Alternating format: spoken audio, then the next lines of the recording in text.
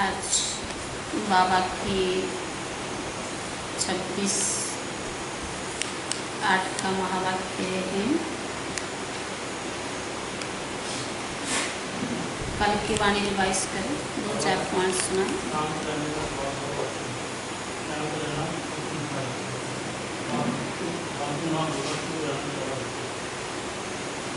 कल का प्रश्न, बच्चों को सभी लोग बहुत प्यार करते हैं और स्वयं को एक रखने का साधन है।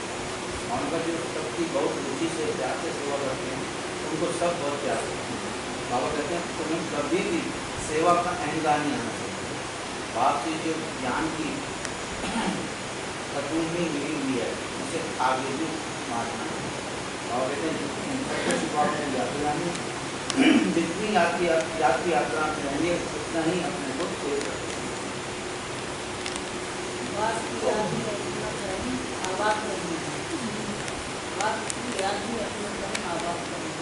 कल के वरदान,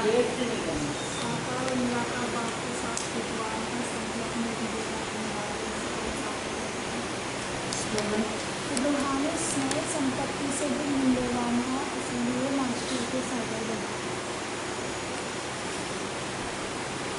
आज बाबा की 26/8 का महावाक्य है। सार के मीठे बच्चे गारंटी करते हो, मीठे बच्चे तुम गारंटी करते हो कि हम अपने ही योग बल से इस भारत को स्वर्ग बनाएंगे। क्या गारंटी करते हो? हम अपने योग बल से ही भारत को स्वर्ग बनाएंगे। वहाँ एक धर्म, एक राज्य होगा। सुनो और आगे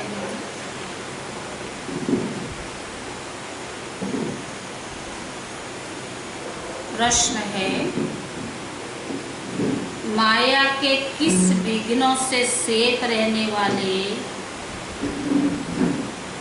माया के किस विघ्नों से सेफ रहने वाले बहुत अच्छी कमाल कर सकते हैं, बहुत अच्छी कमाल कर सकते हैं।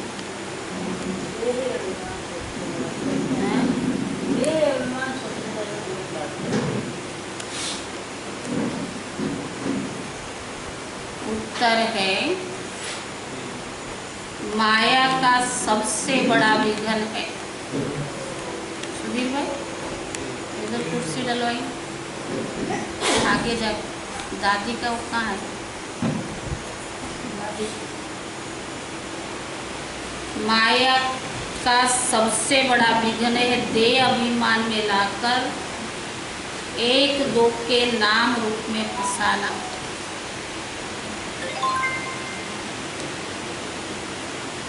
जो बच्चे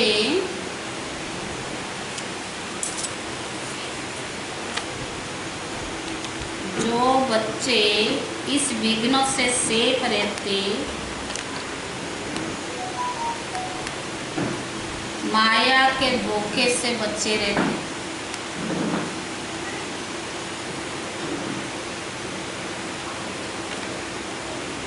वे बहुत कमाल करके दिखाते। उनकी बुद्धि में सर्विस के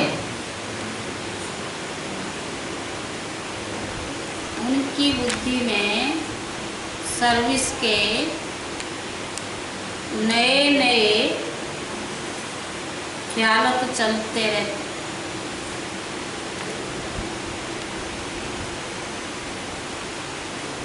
उनके बुद्धि में सर्विस के नए नए ख्याल चलते रहते।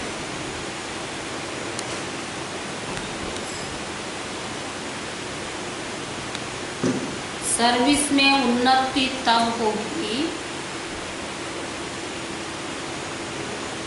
भाइयों का कुर्सी आगे आगे करो, एक कुर्सी पता नहीं पीछे किसका है।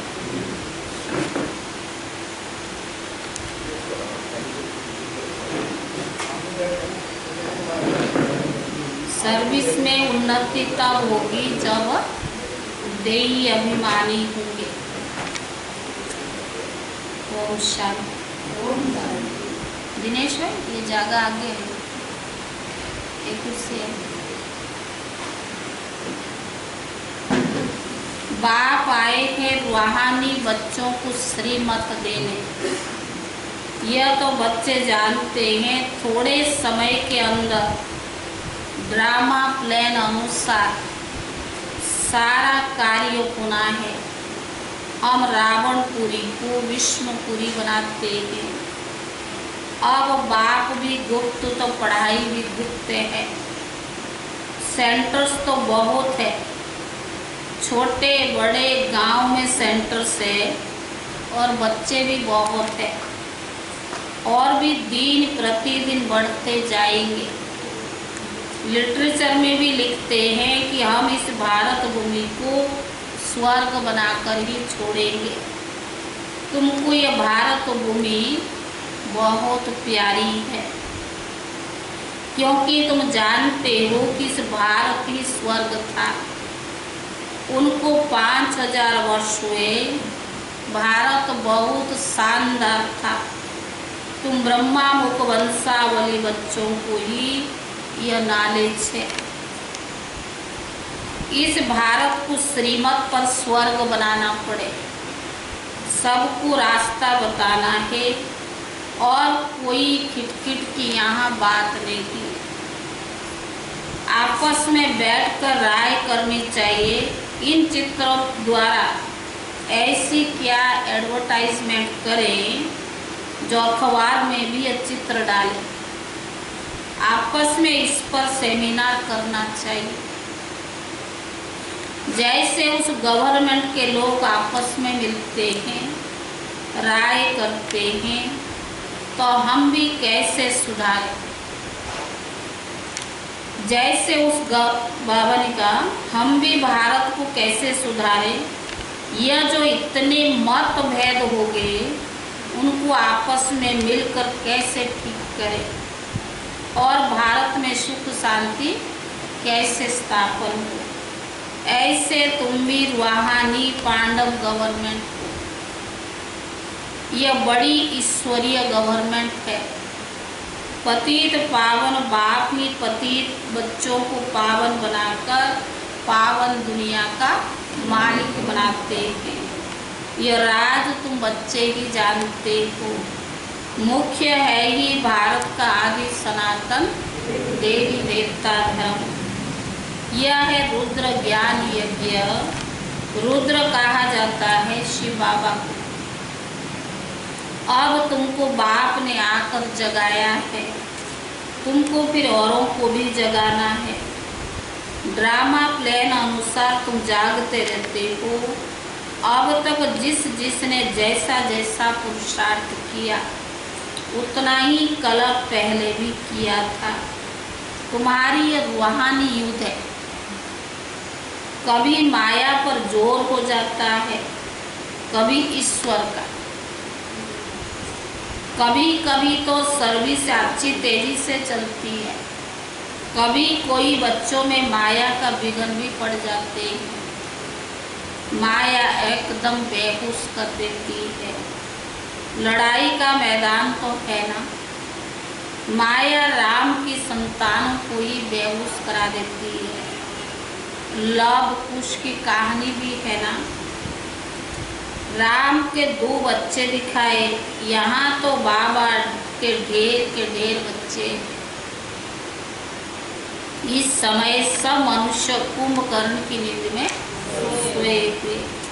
वे ये नहीं जानते कि परम पिता परमात्मा आया है बच्चों को वर्षा देने। बाप भारत में ही तो आते हैं। ये बातें बिल्कुल ही भूल गए हैं। भारतवासी ही स्वर्ग के मालिक थे, इसमें कोई शक नहीं। परम पिता परमात्मा की जन्म भी यहाँ होता है। तब शिव जयंती भारत में ही मनाते हैं, तो जरूर उसने कुछ आकर किया होगा। बुद्धि कहती है कि जरूर लाकर क्या किया, स्वर्ग की स्थापना की होगी। इसमें प्रेरणा से थोड़ी स्थापना करेंगे। यहाँ तो तुम बच्चों को राजयोग सिखाया जाता है, याद की यात्रा सिखलाई जाती है। प्रेरणा में कोई आवाज नहीं होता। समझते शंकर प्रेरणा से विनाश करता, परंतु इसमें प्रेरणा की कोई बात नहीं। तुम बच्चे समझ गए हो कि ड्रामा में इन्हों का पार्ट ही है मुसल बनना। वे विनाश अर्थ निमित्त बने हुए हैं। प्रेरणा का शास्त्रों के अक्षर है, इसमें प्रेरणा की कोई बात नहीं। ड्रामा अनुसार विनाश तो होना ही है, गाया जाता है। महाभारत लड़ाई में ये मुसल आदि काम में भी आए थे। जो पास्ट हो गया फिर वही रिपीट होना है। तुम गारंटी करते हो कि हम योग बल से स्वर्ग की स्थापना करेंगे। वहाँ एक धर्म होगा पर दूसरे सब धर्म कहाँ होंगे। जरूर विनाश हो जाएगा, यह समझने की बात है। गाया हुआ है ब्रह्मा द्वारा स्थापना, विष्णु द्वारा पालना, तो ठीक है ना। लेकिन शंकर द्वारा तो शिव के साथ, शंकर को तो शिव के साथ मिला दिया है, यह रॉन्ग है। शिव शंकर कह देते क्योंकि शंकर तो काम नहीं करते, शिव से मिला गया है। परंतु शिव बाबा कहते मुझे तो बहुत काम करना पड़ता, शंकर का थोड़ा कोई काम है। सबको पावन बनाना पड़ता है। मैं इस ब्रह्मा तन में प्रवेश कर इस साकार द्वारा स्थापना का कार्य करता हूँ। शंकर को तो कोई पाठ है नहीं। शिव की पूजा होती है, शिव ही कल्याणकारी, झोली भरने वाला है। शिवाय परमात्मा नमो कहते हैं ना, ये ब्रह्मा भी प्रजापिता ठहरा। ब्रह्मा सु विष्णु और विष्णु सु ब्रह्मा, यह बड़ी गुह्य बातें हैं। यह सिर्फ तुम बच्चे ही जानते हो। सेंसिबल बच्चों की बुद्धि में ज्ञान झट में आ जाता है। मनुष्य को कुछ भी पता नहीं कि पतित पावन बाप कब आएंगे। अब तो कलयुग का अंत है। अगर कहते कलयुग के अंत में 40,000 वर्ष पड़ा तो अभी कितना और पतित बनेंगे।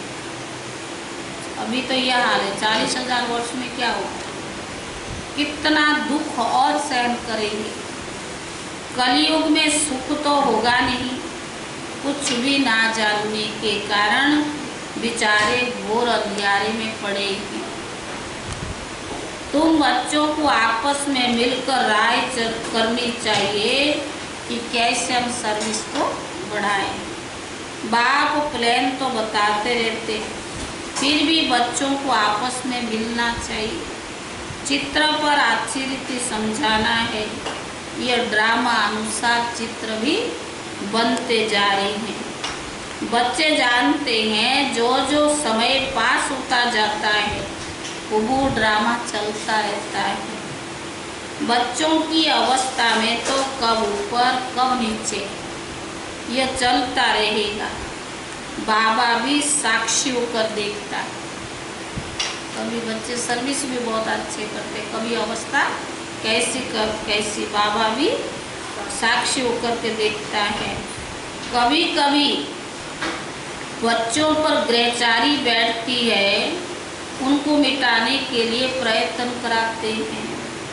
बाबा घड़ी घड़ी कहते बस बाप को याद करो, लेकिन देह अभिमान बच्चों में बहुत आ जाता है, इसीलिए ठोकरे खाते रहते। इसमें देही अभिमानी बनना पड़े, परंतु देही अभिमानी बनना पड़े, परंतु बच्चों में देह अभिमान बहुत है। तुम देही अभिमानी बनो तो बाप की याद रहे और सर्विस भी उन्नत उन्नति होती रहेगी। जिनको ऊंच पद पाना है वह सर्विस में लगे रहेंगे। तकदीर में अगर नहीं, तदबीर भी नहीं करेंगे। खुद कहते बाबा हमको धारणा नहीं होती, बुद्धि में नहीं बैठता। धारणा अगर नहीं तो खुशी भी तो नहीं रहती। जिनको धारणा होती है वो खुशी भी रहती है, समझते हैं कि शिव बाबा आया हुआ है। बाप कहते बच्चे तुम अच्छी रीति समझकर फिर औरों को भी समझाओ। कोई तो सर्विस में लग जाते हैं, पुरुषार्थ करते रहते हैं। तुम बच्चे जानते हो जो सेकंड बीतता है ड्रामा में नूंद है, फिर ऐसे ही रिपीट होता है। बच्चों को ही समझाया जाता है कि बाहर भाषण करते हैं, समय तो बाबा ने कहा समय तो अनेक प्रकार, भाषण करते समय तो अनेक प्रकार के मनुष्य आते हैं। तुम बच्चे जानते हो कि सभी वेद शास्त्र गीता आदि पर भी भाषण करते हैं। उनको पता थोड़ी है कि यहाँ ईश्वर अपना और इस रचना के आदि मध्य अंत का रहस्य समझाते हैं। चित्रों को कितनी अच्छी तरह से दिखाया है। तो बाबा ने कहा कि परमात्मा कौन है वह बातें प्रोजेक्ट पर समझा नहीं सकते। प्रदर्शनी में चित्र भी सामने खड़े हैं और फिर तुम समझा कर पूछ सकते हो कि अब बताओ गीता का भगवान कौन है। प्रदर्शनी के चित्र सारे समझा कर फिर उनसे पूछ सकते हो कि गीता का भगवान कौन है, ज्ञान का सागर कौन है, पवित्रता सुख शांति का सागर लिबरेटर गाइड कौन है।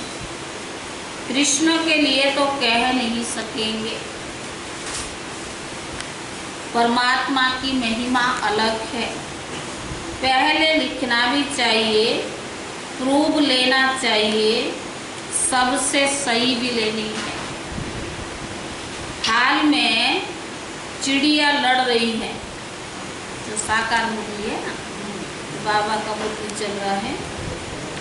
अरे इस समय सारी दुनिया में लड़ाई झगड़ा हो रही है, सब आपस में लड़ते रहते हैं।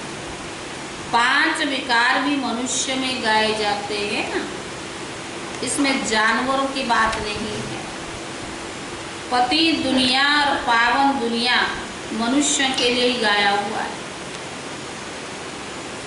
कलयुग में सारी आसुरी संप्रदाय और सतयुग में सारी देवी संप्रदाय। मनुष्य इतने तमो प्रधान बुद्धि है जो बिल्कुल समझते नहीं कि हम ही आसुरी संप्रदाय है।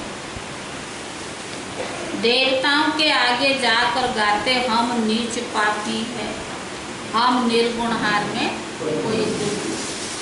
तुम तो उन्हों को सिद्ध कर बता सकते हो कि सीढ़ी के चित्र में बड़ा क्लियर है दिखाया हुआ है कैसे चढ़ती कला फिर है उतरती कला।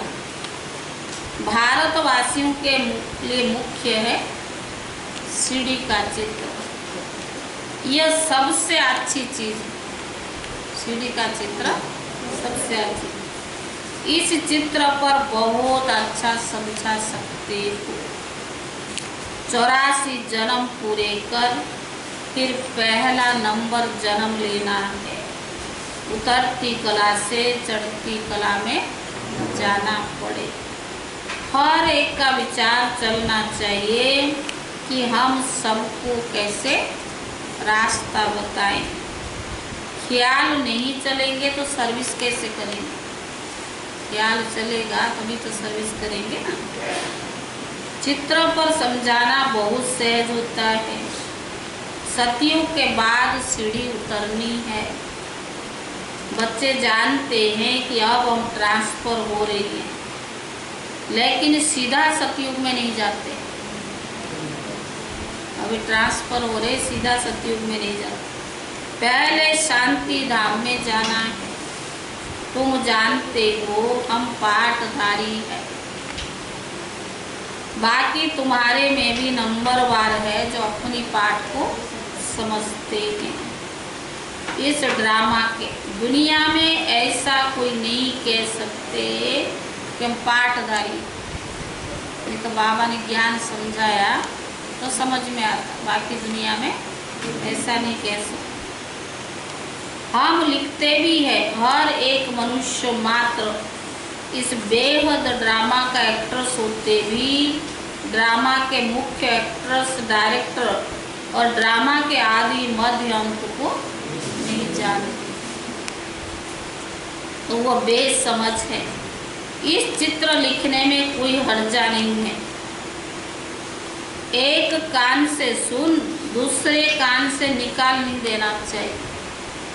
सर्विस सर्विस और सर्विस, साकार मुरली तो सेवा बढ़ानी थी ना, अब तो समाप्ति का समय चल रहा है। तो बाबा ने कहा, बाबा जानते हैं कि बच्चों पर कभी ग्रहचारी भी बैठती है। जब ग्रहचारी बैठती है तो कितना नुकसान हो जाता है, वो बाप सब जानते हैं। साहूकार गरीब बन पड़ते हैं, कारण तो होता ही है ना। बहुतों को बाबा समझाते भी रहते हैं, परंतु बच्चे नाम रूप में कभी नहीं फंसना। बाबा समझाते रहते, बच्चे नाम रूप में कभी नहीं फंसना, नहीं तो माया ऐसी है जो नाक से पकड़ खड्डे में डाल देगी। माया बड़ा धोखा दे देगी। आशिक मासूम यहाँ नहीं बनना है, एक दूसरे के पीछे आशिक मासूम नहीं बनना है।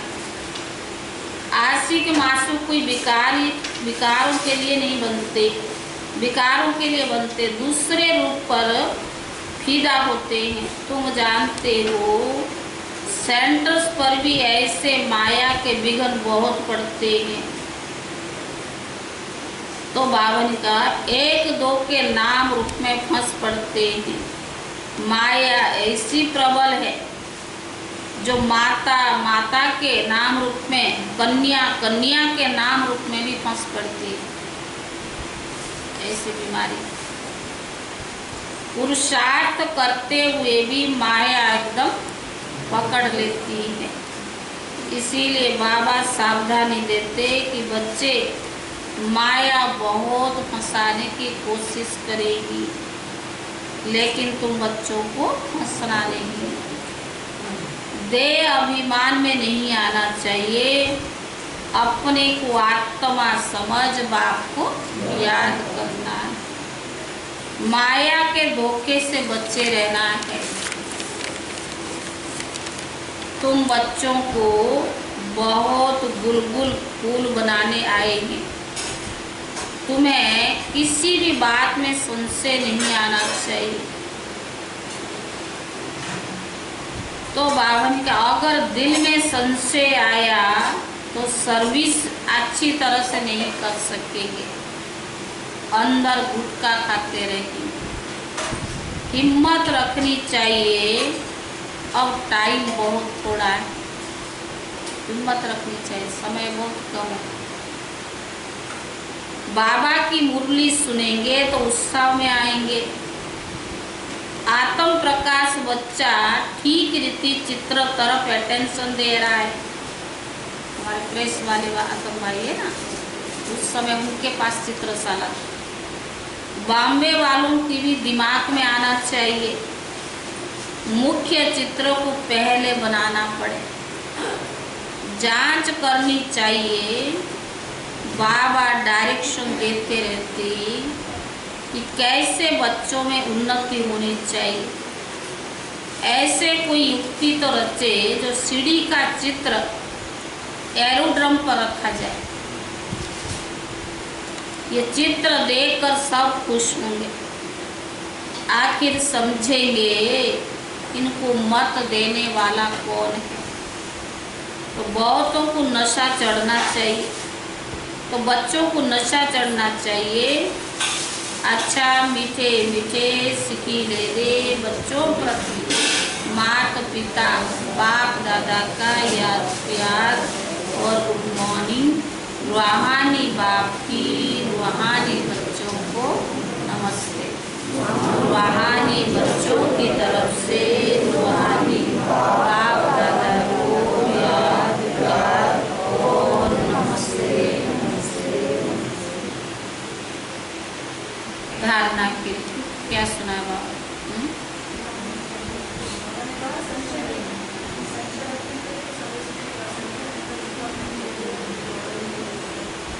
संशय रखते हुए तो बाबा ने आज खास कहा किसी के नाम रूप में नहीं, देह अभिमान में देह अभिमान में आते तो नाम रूप में फंसते।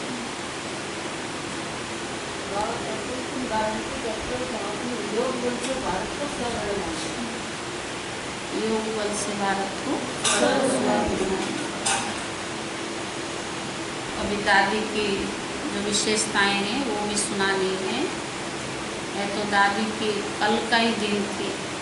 कल की मुरली भी कितना अच्छी थी। मुरली रोज़ की बहुत अच्छी होती है, लेकिन कभी कभी मुरली बहुत धारणा युक्त होता है, क्योंकि सर्विस के ऊपर आज बाबा की मुरली सर्विस के ऊपर, कल सारी मुरली धारणा के ऊपर, याद के ऊपर, कभी कभी ज्ञान के ऊपर। इस प्रकार बाबा की चारों सब्जेक्ट की मुरली पर चलती है। और कभी कभी बाबा किस बात पे जोर देते, कभी कभी आप सबने बड़ी दादी की पालना लिए होंगे।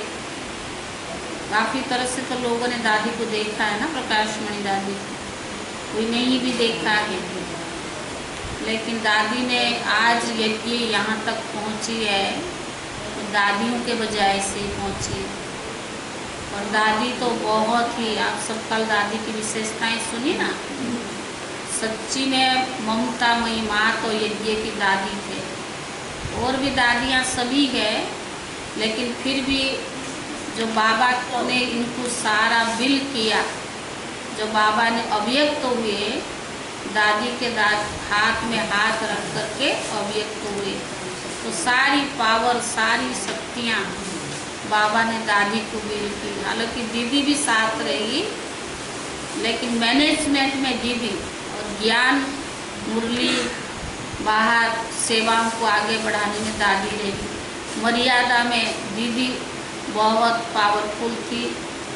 जो मर्यादा यज्ञ की बनी है वो दीदी ने ही बनाया है बाबा के सबूते हुए, क्योंकि दीदी मुरली बहुत ध्यान से सुनती थी और दादी मुरली बहुत ध्यान से अटेंशन खिंचवाने की सुनाते थे। जिन्होंने दादी की भी पालना ली है, बड़ी दादी को देखा है, वो सब ने समझा है। और आज तो गुरुवार है, दादी के निमित्त है, बड़ी दादी के निमित्त, और संडे को 2 दिन ही बीच में बाकी है। तो आप सबको बताया है कि हमारी दादी का भी स्मृति दिवस है, क्योंकि दादी भी यहाँ बहुत वर्ष रही, आप सबको पालना दिया, सेवाएं की। तो ये दादियाँ तो बहुत ही यज्ञ के लिए महत्वपूर्ण पार्ट इनका रहा, सभी दादियों का। आज दादियाँ यज्ञ में नहीं तो यज्ञ खाली लगता है। तो संडे को सवेरे मुरली जैसे चलता है चलेगी, और 10 सवा 10 के बीच में आप सब आ जाएंगे। फिर दोपहर का जो ब्रह्मा भोजन है 1:15 बजे शुरू होगी। आशा दीदी 11:15 या 11 के बीच में आ जाएंगे। और दीदी ने जो हमें प्रोग्राम दिया है कि 11 से 12 बजे दीदी आप सब की दादी कमलमणि की विशेषताएं भी सुनाएंगे और उनके साथ रहने का भी सुनाएंगे। बड़े हैं तो दादी से उनको प्यार भी, वैसे तो दीदी को सब दादियों से बहुत प्यार है, बड़ों के लिए बहुत रेस्पेक्ट है। और कमलमणि दादी भी आशा दीदी को बहुत मानती थी, उनको इतना रेस्पेक्ट देती थी। जो भी दीदियाँ हैं, दादी अपने को छोटी और उनको बड़ी समझती थी।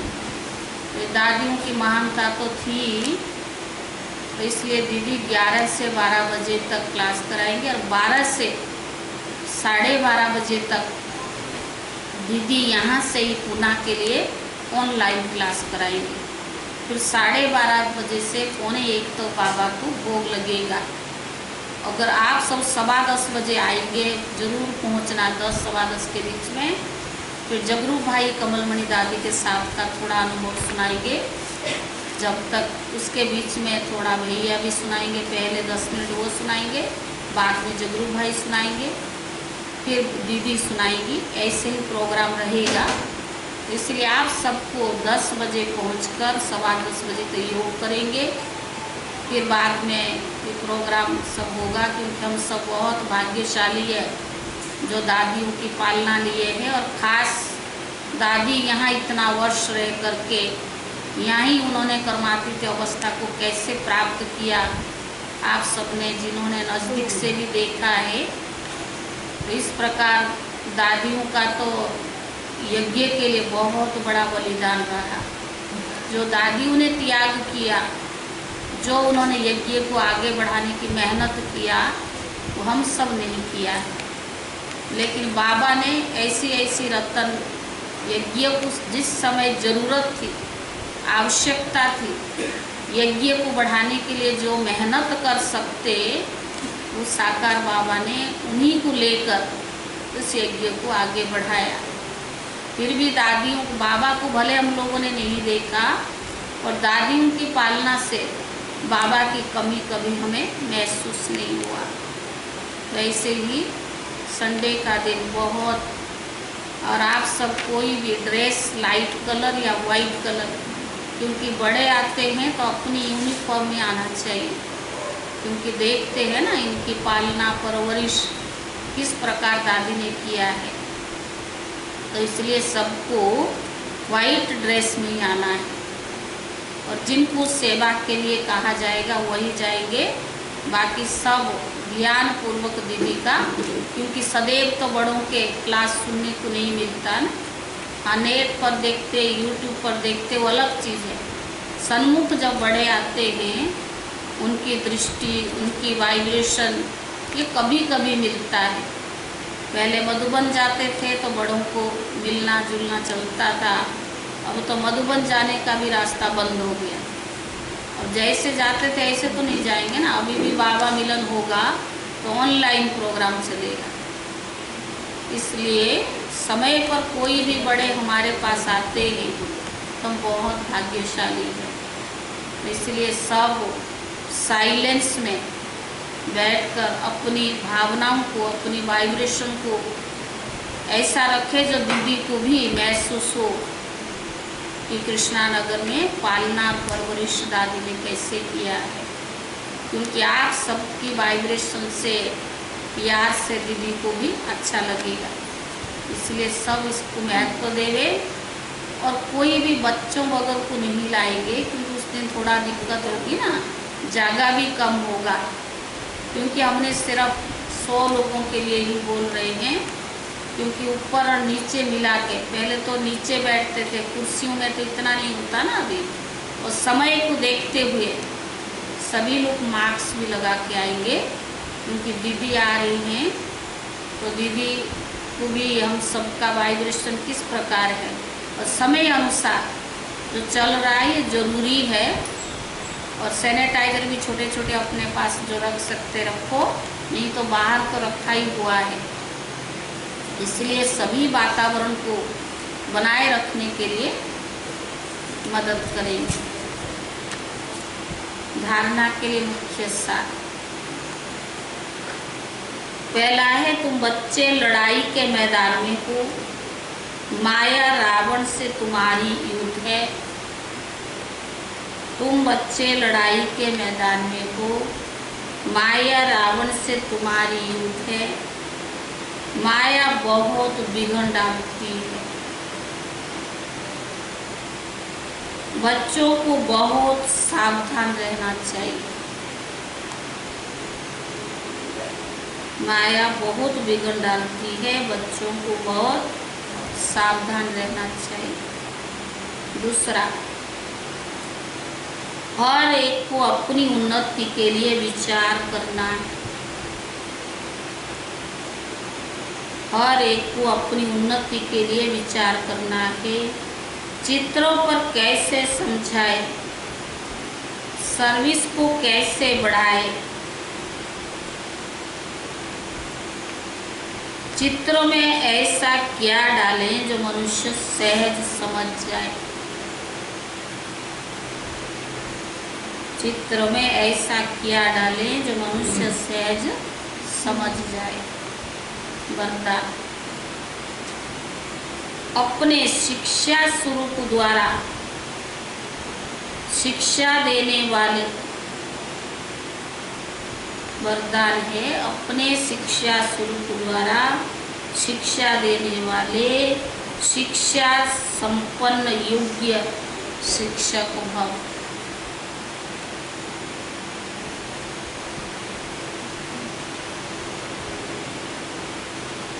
योग्य शिक्षक उससे कहा जाता है जो अपने शिक्षा स्वरूप द्वारा शिक्षा दे। योग्य शिक्षक उससे कहा जाता है जो अपने शिक्षा स्वरूप द्वारा शिक्षा दे। उनका स्वरूप ही शिक्षा संपन्न होगा।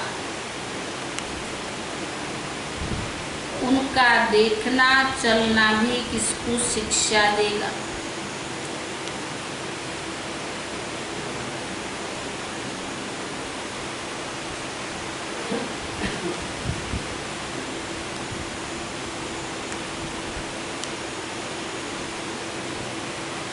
उनका देखना चलना भी शिक्षा किसको शिक्षा देगा।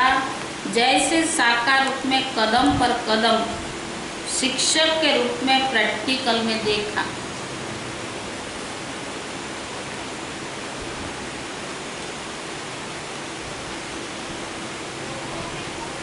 जिसको दूसरे शब्द में चरित्र कहते हैं। किसको वाणी द्वारा शिक्षा देना तो कॉमन बात है, लेकिन अभी अनुभव चाहते हैं तो अपने श्रेष्ठ कर्म श्रेष्ठ संकल्प की शक्ति से अनुभव कराओ। स्लोगन, संकल्प की सिद्धि प्राप्त करने के लिए आत्म शक्ति की उड़ान भरते चलो। संकल्पों की सिद्धि प्राप्त करने के लिए आत्म शक्ति की उड़ान भरते चलो।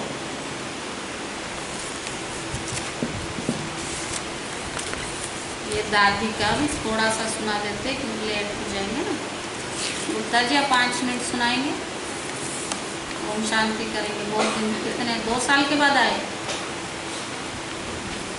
अभी मैं सुना देती हूँ, फिर सामने 5 मिनट दिए।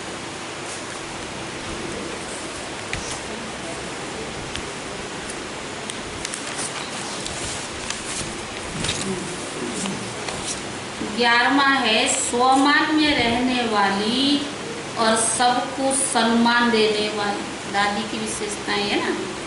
दादी अपने स्वमान में सदा रही, लेकिन छोटे या बड़े सबको सम्मान दिया, अपने से भी आगे रखा। अपनी मीठी विजेंद्रा दादी को, निर्मल शांता दादी को, दीदी को दादी ने सदा आगे रखा। पहले आप करने में बड़ी दिल, सच्ची दिल ये दादी की जैसे निजी संस्कार था। दादी सदा आज्ञाकारी, वफादार, ईमानदार होकर रही, इसीलिए नियमित बनने की जैसे दादी को गिफ्ट मिल गई। 12वां स्वभाव संस्कार मिलाने में नंबर 1। बाबा जब अव्यक्त हुए तो पढ़ाने के लिए, मुरली सुनाने के लिए दादी को जिम्मेवारी दी। बाबा के अव्यक्त होने पर दीदी दादी की ऐसे जोड़ी बनी जो सभी कहते शरीर 2 है लेकिन आत्मा एक है। एक ने कहा, दूसरे ने माना। जो बाबा का इशारा मिला, दोनों ने कहा कि जी बाबा। कभी अपनी बुद्धि नहीं चलाई, एक दो को सदा आगे रखा।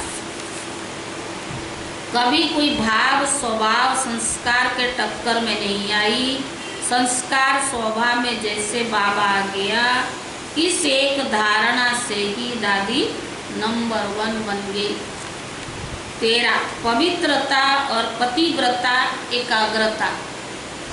किसी भी देहधारी में आंखें न जाए। दादी जी ऐसी पतिव्रता और पिताव्रता, पतिव्रता और एक व्रता बनकर रही। जो बाबा ने कहा वही दादी ने किया। सेवा में बाबा की राइट हैंड बन गई। दिल में सदा बाबा को बसाया। कहीं भी दादी की आंख नहीं डूबी। कोई कितना भी स्नेही सहयोगी हो, किसी भी देहधारी से ना प्रभावित हुआ, ना किसको अपने में प्रभावित किया। कोई सहयोग दे और अपना अधिकार रखे, दादी को बिल्कुल पसंद नहीं था। भाई देते हैं तो अधिकार रखते हैं ना, लेकिन दादी को पसंद नहीं था। बाबा को दिया, मुझे क्या दिया। 14 यज्ञ की जिम्मेवारी होते हुए भी त्याग और तपस्या की मूर्ति रही। यज्ञ की हर प्रकार की जिम्मेवारी को प्यार से संभालते, सदा त्याग और तपस्या की प्रतिमूर्ति बनकर रही। हजारों लाखों संबंध में आते, सेवा करते, सबको सुख शांति संपत्ति दी, सदा अंतर्मुखी होकर रही। वह एक सेकंड भी बाबा से अलग होकर नहीं रही। सदा कहती थी कि मेरे सिर पर, मेरे कंधों पर बाबा बैठा है। हम तो उनकी कुटपुतलियाँ हैं। वह हमें नचा रहा है, खेल करा रहा है। मेरे से बाबा को कोई अलग कर ही नहीं सकता। 15 हर संकल्प, श्वास और समय को सफल करने और कराने वाली।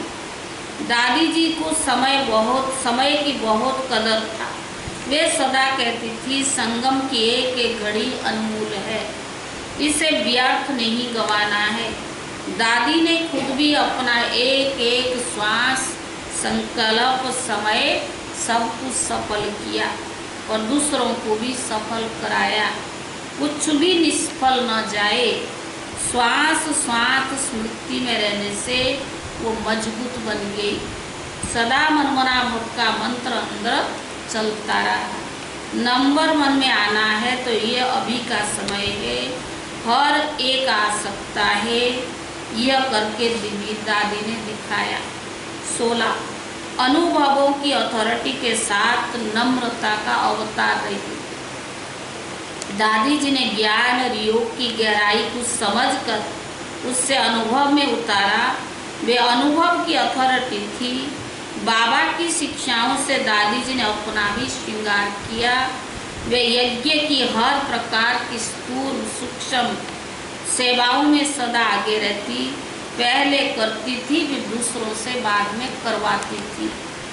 वे अथॉरिटी होते वे नम्रता की अवतार भी थी। उनके अथॉरिटी के बोल भी सबको बहुत प्यारे लगते थे। सत्यता की अथॉरिटी होते भी उनके हर बोल में सभ्यता समाई थी। 17 निश्चय और विश्वास के आधार पर यज्ञ को आगे बढ़ाया।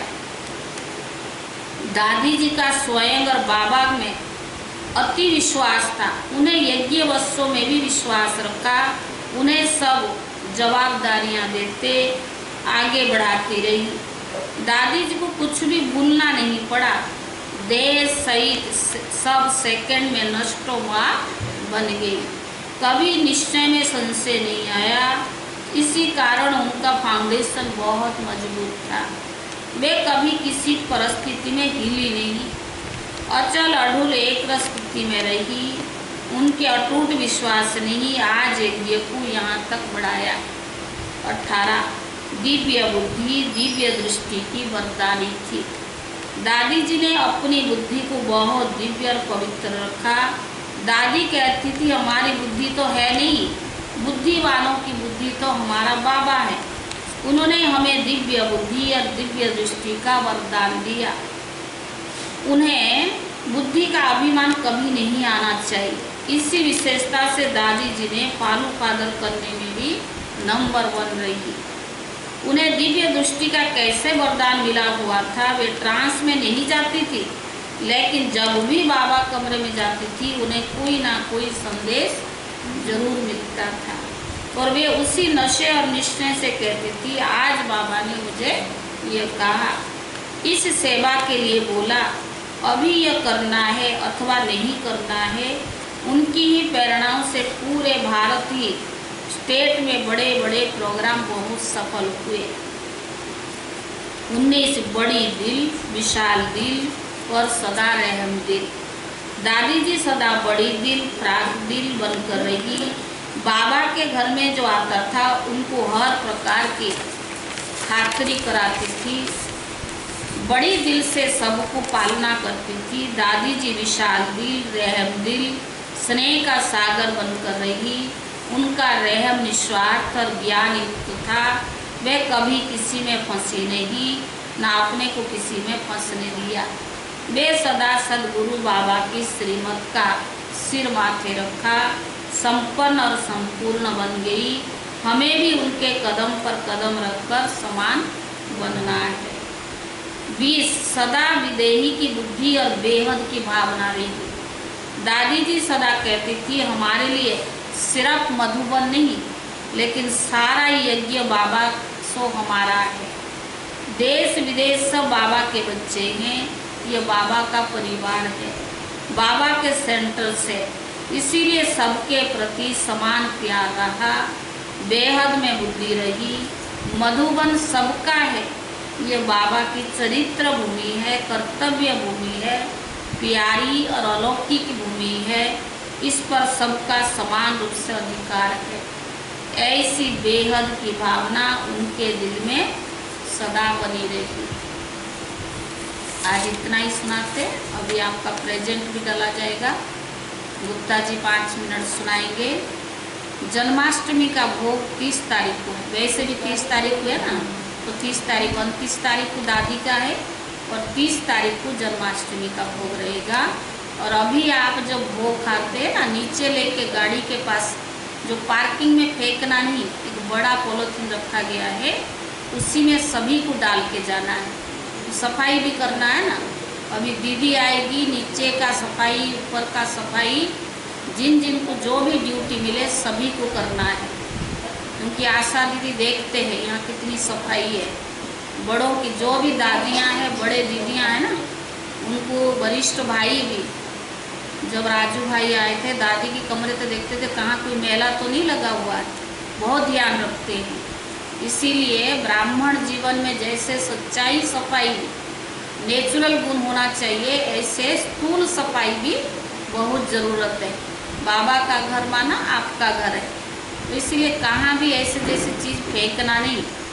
तो चप्पल भी उस दिन सब लोग एक लाइन में जो लगा हुआ स्टैंड में रखे, इधर उधर ना फेंके, क्योंकि ये भी बड़ों के नज़र में होती है।